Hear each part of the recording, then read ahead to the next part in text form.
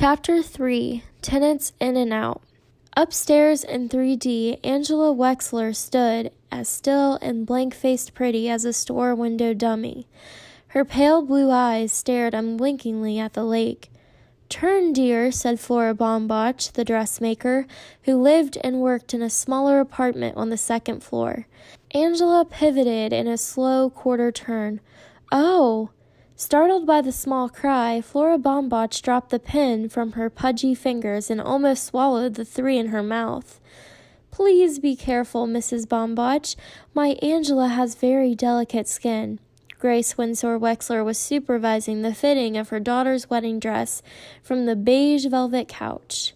Above her hung the 24 framed flower prints she had selected and arranged with the greatest of taste and care.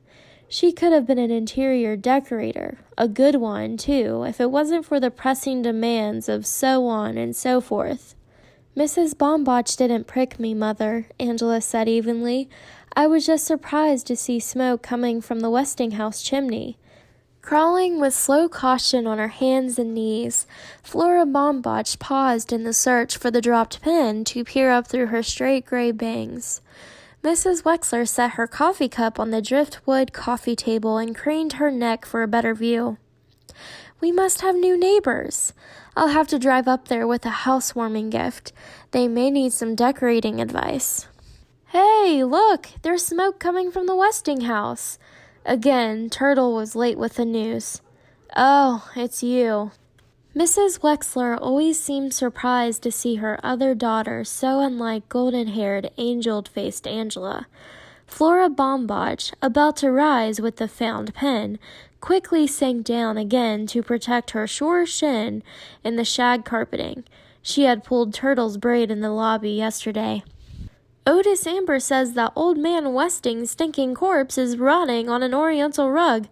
"My, oh my!" Flora Baumbach exclaimed, and her mother clicked her tongue in an irritated tisk. Turtle decided not to go on with the horror story. Not that her mother cared if she got killed or end up a raving lunatic. "Mrs. Baumbach, could you hem my witch's costume? I need it for tonight." Mrs. Wexler answered. "Can't you see she's busy with Angela's wedding dress? And why must you wear a silly costume like that? Really, Turtle, I don't know why you insist on making yourself ugly." "It's no sillier than a wedding dress," Turtle snapped back. "Besides, nobody gets married anymore, and if they do, they don't wear silly wedding dresses." She was close to a tantrum. "Besides, who would want to marry that stuck-up, know-it-all, marshmallow-faced Dr. Denton?" "That's enough of your smart mouth." Mrs. Wexler leaped up and straightened a framed flower print, patted her fashionable honey-blonde hairdo, and sat down again. "Dr. Deer is a brilliant young man," she explained for Flora Baumbach's ears. The dressmaker smiled politely. "Angela will soon be Angela Deer. Isn't that a precious name?" The dressmaker nodded. "And then we'll have 2 doctors in the family. Now where do you think you're going?" Turtle was at the front door. "Downstairs to tell Dad about the smoke coming from the Westinghouse." "Come back this instant. You know your father operates in the afternoon. Why don't you go to your room and work on stock market reports or whatever you do in there?" "Some room? It's even too small for a closet." "I'll hem your witch's costume, Turtle," Angela offered. Mrs. Wexler beamed on her perfect child draped in white. "What an angel." Crow's clothes were black, her skin dead white. She looked severe. Rigid, in fact. Rigid and righteously severe. No one could have guessed that under that stern facade, her stomach was doing flip-flops as Dr. Wexler cut out a corn. Staring down at the fine lines of a pink scalp that showed through the podiatrist's thinning light brown hair did nothing to ease her queasiness. So softly, humming a hymn, she settled her gaze on the north window. "Smoke! Watch it!" Jake Wexler almost cut off her little toe along with the corn. Unaware of the near amputation, the cleaning woman stared at the Westinghouse. "If you will just sit back," Jake began, but his patient did not hear him. She must have been a beautiful woman at one time, but life used her harshly. Her faded hair, knotted in a tight bun at the nape of her gaunt neck, glinted gold-red in the light. Her profile was fine, marred by just the jut of her clenched jaw. Well, let's get on with it. Friday was his busy day, and he had phone calls to make. Please sit down, Mrs. Crow. I'm almost finished. What? Jake gently replaced her foot on the chair's pedestal. I see you've hurt your shin. What? For an instant their eyes met, then she looked away. A shy creature, or a guilty one. Crow averted her face when she spoke. Your daughter, Turtle, kicked me, she muttered, staring once again at the Westing house. Sandy says Westing's corpse is up there, rotting away on an oriental rug, but I don't believe it. What do you mean his corpse is rotting on an oriental rug, some kind of Persian, maybe Chinese rug? Mr. Hu joined his son at the glass side wall of the fifth-floor restaurant. And why were you wasting precious time listening to an overage delivery boy with an overactive imagination when you should have been studying? It was not a question. Doug's father never asked questions. Don't shrug at me. Go study. Sure, Dad. Doug jogged off. Through the kitchen. It was no use arguing that there was no school tomorrow, just track practice. He jogged down the back stairs. No matter what excuse he gave, go study, his father would say. Go study. He jogged into the Who's rear apartment, stretched out on the bare floor, and repeated, go study to 20 sit-ups. Only 2 customers were expected for the dinner hour. Shin Hu's restaurant could seat 100. Mr. Hu slammed the reservations book shut and pressed a hand against the pain in his ample stomach, unwrapped a chocolate bar and devoured it quickly before the acid etched another ulcer. Back home again, is he? Well, Westing won't get off so easy this time. Not on his life. A small, delicate woman in a long white apron stood in silence before the restaurant's east window. She stared longingly into the boundless gray distance as if far, far on the other side of Lake Michigan lay China. Sandy McSother saluted as the maroon Mercedes swung around the curved driveway and came to a stop at the entrance. He opened the car door with a ceremony reserved only for Judge J.J. Ford. Look up there, Judge. There's smoke coming from the Westing house. A tall black woman in a tailored suit, her short-clipped hair touched with gray, slipped out from behind the wheel, handed the keys to the doorman, and cast a disinterested glance at the house on the hill. They say nobody's up there, just the corpse of old man Westing rotting away on an oriental rug, Sandy reported as he hoisted a full briefcase from the trunk of the car. Do you believe in ghosts, Judge? There is certain to be a more rational explanation. You're right, of course, Judge. Sandy opened the heavy glass door and followed on the judge's heels through the lobby. I was just repeating what Otis Amber said. Otis Amber is a stupid man, if not downright mad. J.J. Ford hurried into the elevator. She should not have said that. Not her, not the first black, the first woman, to have been elected to a judgeship in the state. She was tired after a trying day. That was it. Or was it?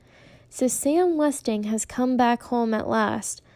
Well, she could sell the car, take out a bank loan, pay him back in cash. But would he take it? Please don't repeat what I said about Otis Amber, Mr. McSothers. Don't worry, Judge. The doorman escorted her to the door of apartment 4D. What you tell me is strictly confidential. And it was. J.J. Ford was the biggest tipper in Sunset Towers. I saw some Chris Theodorakis was too excited to stutter out the news to his brother. One arm shot out and twisted up over his head. Dumb arm. Theo squatted next to the wheelchair. Listen, Chris, I'll tell you about the haunted castle on the hill. His voice was soothing and hushed in mystery. Somebody is up there, Chris, but nobody is there. Just rich Mr. Westing, and he's dead. Dead as a squashed June bug and rotting away on a moth-eaten oriental rug. Chris relaxed as he always did when his brother told him a story. Theo was good at making up stories. And the worms are crawling in and out of the dead man's skull, and in and out of his ear holes, his nose holes, his mouth holes. Chris laughed, then quickly composed his face. He was supposed to look scared. Theo leaned closer, and high above the putrid corpse a crystal chandelier is tinkling, and it tinkles and twinkles, but not one breath of air stirs in that gloomy tomb of a room. Gloomy tomb of a room. Theo will make a good writer someday, Chris thought. He wouldn't spoil this wonderful, spooky Halloween story by telling him about the real person up there, the one with the limp. So Chris sat quietly, his body at ease, and he heard about ghosts and ghouls and purple waves, and smiled at his brother with pure delight. A smile that could break your heart, Sidel Pulaski, the tenant in 3C always said. But no one paid any attention to Sidel Pulaski. Sidel Pulaski struggled out of the cab, largent first. She was not a heavy woman, just wide-hipped from years of secretarial sitting. If only there was a ladylike way to get out of a cab. Her green rhinestone-studded glasses slipped down her fleshy nose as she grappled with the tall triangular package in a stuffed shopping bag. If only that lazy driver would lend her a hand. Not for a nickel tip, he wouldn't. The cabbie slammed the back door and sped around the curved driveway, narrowly missing the Mercedes that Sandy was driving to the parking lot. At least the never-there-when-you-need-him doorman had propped open the front door. Not that he had ever helped her, or noticed her for that matter. No one ever noticed. Sidel Pulaski limped through the lobby.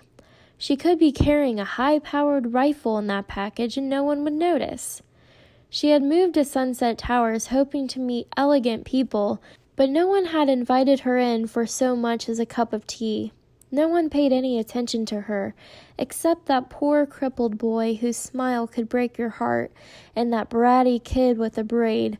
She'll be sorry that she kicked her in the shin. Juggling her load, earrings jingling and charm bracelet jangling, Sidel Pulaski unlocked the several locks to apartment 3C and bolted the door behind her. There'd be fewer burglaries around here if people listened to her about putting in deadbolt locks. But nobody listened. Nobody cared. On the plastic-covered dining table, she set out the contents of her shopping bag, 6 cans of enamel, paint thinner, and brushes. She unwrapped the long package and leaned 4 wooden crutches against the wall. The sun was setting over the parking lot, but Sidel Pulaski did not look out her back window. From the side window, smoke could be seen rising from the Westinghouse, but Sidel Pulaski did not notice. No one ever notices Sidel Pulaski, she muttered, but now they will. Now they will.